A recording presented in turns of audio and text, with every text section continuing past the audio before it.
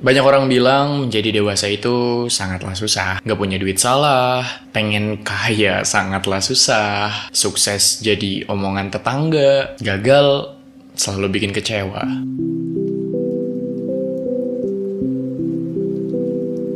Gue mau ngucapin selamat datang di segmen Your Mind Kills Everyday di episode pertama. Kali ini gue bakal ngebahas sotoy tentang pendewasaan yang mungkin gue rasain sebelumnya. Gue sebagai generasi Z ngerasain banget itu yang namanya early adulthood crisis, atau banyak orang yang bilang quarter life crisis. Ya walaupun quarter life crisis itu diperuntukkan untuk orang-orang yang sudah menginjak umur 25, cuman ada loh namanya early adulthood crisis, yang mana mungkin dari teman-teman generasi Z juga yang seumuran sama gue atau beda 1 tahun di bawah gue atau 2 tahun itu udah ngerasain fase-fase dimana jati diri kita itu mengalami krisis, fase-fase dimana kita bingung dengan apa yang harus kita lakukan, kita bingung tentang pemaknaan hidup, kita bingung tentang tujuan hidup kita. Tapi menurut gue kenapa fase quarter life crisis atau early adulthood crisis ini terlalu cepat untuk diserap oleh teman-teman generasi Z? Buat gue ada beberapa faktor kenapa generasi Z udah mulai concern ke quarter life crisis, atau mereka sudah memasuki early adulthood crisis yang mana mungkin belum sesuai dengan umurnya. Mereka yang masih SMA tapi udah koar-koar tentang quarter life crisis, udah koar-koar tentang tuntutan, tentang makna hidup. Berarti bisa dibilang banyak juga loh generasi Z yang mungkin dipengaruhi oleh sosial media untuk mengonsumsi teori quarter life crisis atau early adulthood crisis ini. Ya, gue setuju dengan generasi Z yang mana sekarang tuh kalau dilihat mungkin mereka ini kecepatan untuk dewasa gitu tuh. Pun gue merasakan hal itu. Gue sering banget dikatain kayak, lo kolot banget sih, lo umur lo masih segini, cuman pembahasan atau gaya bicara lu, cara lu menyampaikan sesuatu itu udah tua banget gitu tuh. It is what it is. Generasi Z bisa dibilang digital native. Ya, generasi Z lahir pada era teknologi itu lagi pesat-pesatnya. Dari teknologi nggak jauh, ada yang namanya informasi. Semakin banyak informasi yang kita gali, semakin banyak pengetahuan yang bisa kita ambil. Ngelihat dari media informasi sekarang, kebanyakan orang mencari informasi itu lewat sosial media. Nggak jarang loh sosial media itu mempengaruhi hidup seseorang. Nggak jarang loh sosial media itu bikin kita takut atas ketertinggalan diri ini di antara manusia-manusia lainnya. Dan menurut gue hal itu yang bikin kita ngedorong diri kita untuk mengejar mereka. Kita mendorong diri kita untuk menganggap ini semua adalah perlombaan. Secara nggak langsung dilihat dari segi sosial media, mereka berlomba-lomba untuk menjadi orang paling bahagia di dunia ini. Mereka yang berlomba untuk menjadi orang yang paling sukses di dunia ini. Dari situlah muncul yang namanya perbandingan diri.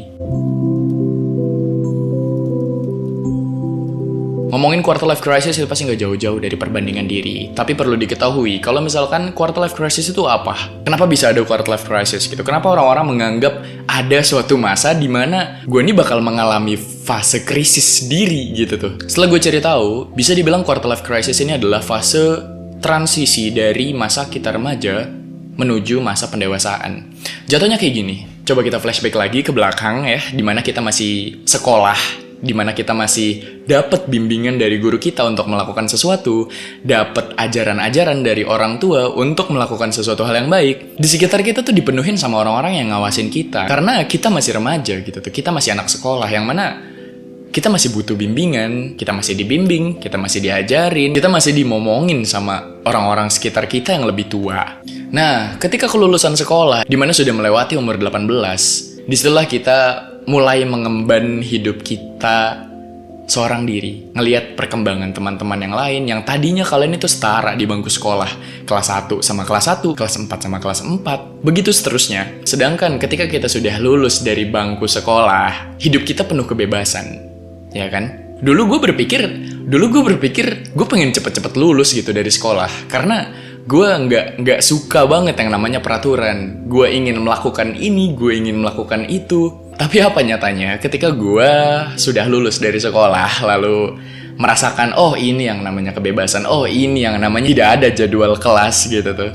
Tidak ada yang namanya tuntutan-tuntutan untuk gue belajar. Tidak ada pekerjaan-pekerjaan sekolah yang harus gue kerjakan di rumah. Awal-awal mungkin gue merasa senang karena gue mendapatkan sebuah kebebasan gitu tuh untuk melakukan sesuatu. Sampai pada akhirnya gue ngerasa kadang ini kebebasan nih yang ngeberi gue kenyamanan kok lama-lama gue yang ngerasa nggak nyaman ya, kok lama-lama gue yang ngerasa nggak bebas ya. Nah, peran sosial media yang gue bilang tadi terhadap quarter life crisis untuk para generasi Z itu nggak jauh-jauh dari yang namanya perbandingan. Kadang banyak dari orang-orang sekitar gue menganggap hidup ini adalah sebuah balapan. That's a good point. Tapi kalau misalkan lo melakukan sesuatu dengan cara barbar, lo memaksakan diri lo untuk melakukan sesuatu, berusaha terhadap sesuatu yang ingin lo capai tanpa didasari oleh kesadaran akan kemampuan lo, akan kekuatan lo, akan kelemahan lo, menurut gue itu bukan suatu hal yang baik. Gue paham pada masa dimana kita merasa tidak pasti dengan diri kita tentang apa yang ingin kita tuju atau apa yang ingin kita cari dalam hidup.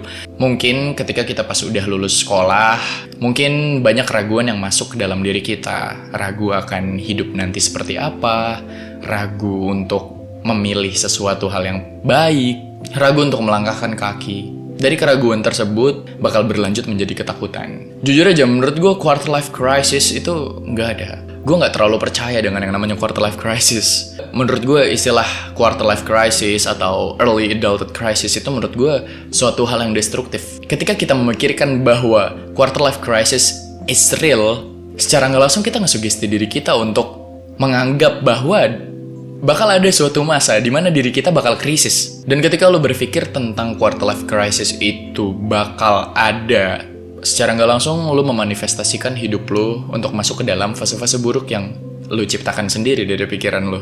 So, buat gue sendiri, quarter life crisis nggak ada.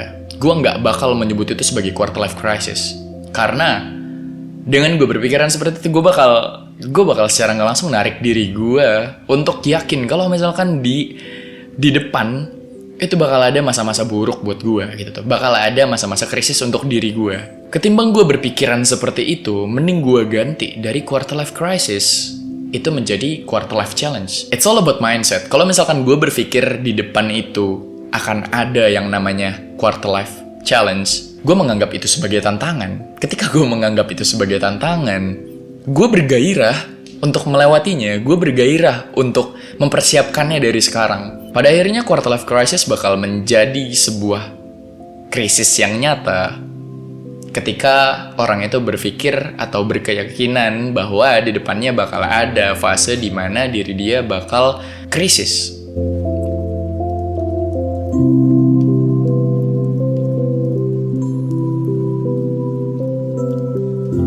Jadi dewasa tuh nggak sesusah itu kok. Sulit itu bukan berarti kita nggak bisa. Kadang emang kitanya aja yang nggak mau berusaha untuk mencari jalan keluarnya. Jadi dewasa emang banyak banget tanda tanya. Cobalah untuk lebih mengenal diri. Jangan jadikan fase transisi antara masa remaja lu menuju masa pendewasaan lu itu dihabisin dengan cara lu membandingkan diri lu terhadap orang lain. Sekali-kali ajak ngobrol diri lu untuk merencanakan sesuatu apa sih sebenarnya yang lu suka, apa sebenarnya yang lu pengen. Mengenal dan memahami diri mungkin bisa jadi obat untuk lu yang mungkin masih punya banyak keraguan di fase pendewasaan. Rasa bingung emang semenakutkan itu. Ketika kita ngerasa bingung, ya ujung-ujungnya kita ngebandingin diri ke orang lain. Ketika kita ngebandingin diri orang lain, ya menurut gue itu nggak bakal berujung. Karena di atas yang bahagia ada yang lebih bahagia, di atas yang lebih bahagia ada yang lebih-lebih bahagia. Self-knowledge bisa jadi penawar untuk segala keraguan-keraguan lu di masa-masa memasuki pendewasaan. Dewasa itu juga bisa dibilang fase mungkin. Kadang di satu sisi gue ngerasa gue cukup dewasa, di satu sisi kadang gue ngerasa juga gue seperti anak-anak. Ya, dewasa adalah fase. Kesulitan hidup itu bukan terjadi saat fase-fase quarter life crisis saja.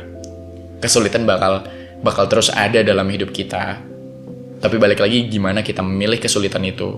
Jadi ya kita harus memilih kesulitan mana yang bakal kita pilih. Lo gak kerja sulit, lo kerja juga sulit, pilih kesulitan lo.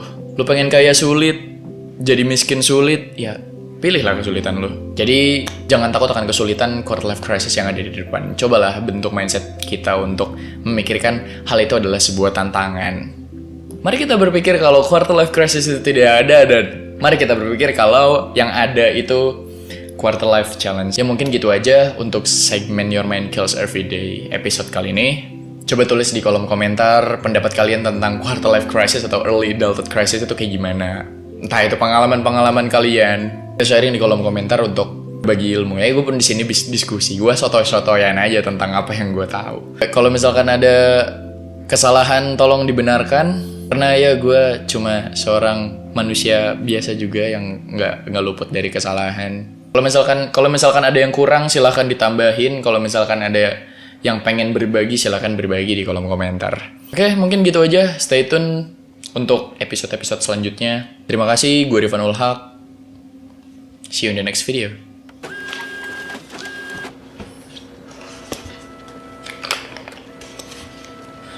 Quarter life tai anjing.